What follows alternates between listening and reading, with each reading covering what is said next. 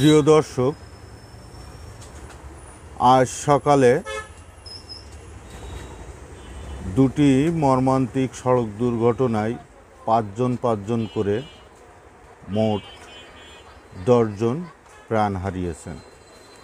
এর একটি পাবনার ঈশ্বরদীতে, অপরটি দিনাজপুরে। দিনাজপুরে বাস ও ট্রাকের মুখোমুখি সংঘর্ষে 5 জন নিহত হয়েছে।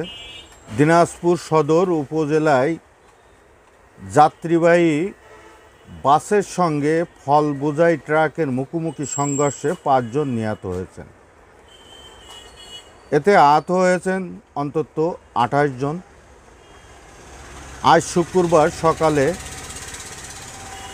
6টার দিকে দিনাজপুর গোবিন্দগঞ্জ আঞ্চলিক সড়কের পাঁচবাড়ি বাজার চকরামপুর এলাকায় এ দুর্ঘটনা ঘটে। দিনাজপুর কোতোয়ালি থানার ভারপ্রাপ্ত কর্মকর্তা ফরিদ হোসেন এ তথ্য নিশ্চিত করেছেন। ঘটনাস্থলেই মারা গেছেন নাবিল পরিবহনের বাসের সুপারভাইজার রাজেশ 28। তার বাড়ি দিনাজপুরের সেতাজগঞ্জ উপজেলায়। সেখানে আরও নিহত হন বাসের যাত্রী হাসু ইসলাম 40, তার বাড়ি ঠাকুরগাঁয়ে। এছাড়া দিনাজপুর এম আব্দুল রহিম মেডিকেল কলেজ হাসপাতালে নেয়ার পর আরও 3 জন মারা যান।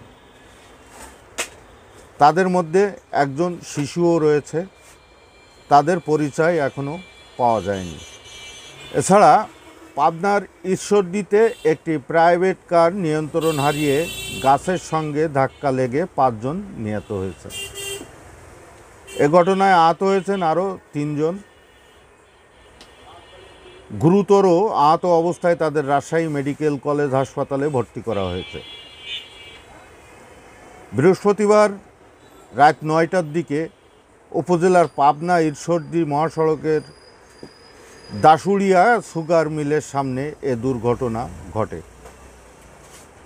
নিহতরা হলেন ঈশ্বরদী উপজেলার গ্রামের ভাইরমারি গ্রামের মাসুম হোসেনের ছেলে শিশির ইসলাম 22 ও ওয়াজ উদ্দিনের ছেলে শাওন হোসেন 24, কালিকাপুর গ্রামের রিজাউল করিমের ছেলে জিয়াদ হোসেন 25, আনোয়ার হোসেনের ছেলে বিজয় হোসেন 25 এবং ইলিয়াস হোসেনের ছেলে সিয়াম হোসেন 23।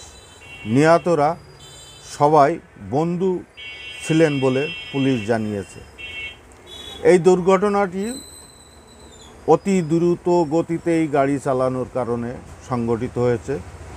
আপনারা বয়স দেখলেই বুঝতে পারবেন যে উঠতি বয়সের যুবক সবাই, তারা মিলে প্রাইভেট কারে কোথাও যাচ্ছিলেন। দ্রুত গতিতে গিয়ে একটি গাছের সাথে ধাক্কা দেয় এবং ঘটনাস্থলেই 2 জন এবং হাসপাতালে নেওয়ার পথে 3 জনের প্রাণ যায়।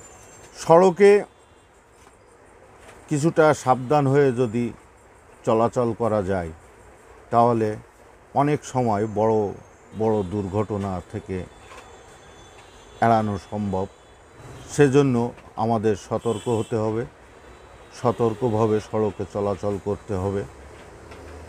ধন্যবাদ, আপনাদের মতামত জানাবেন।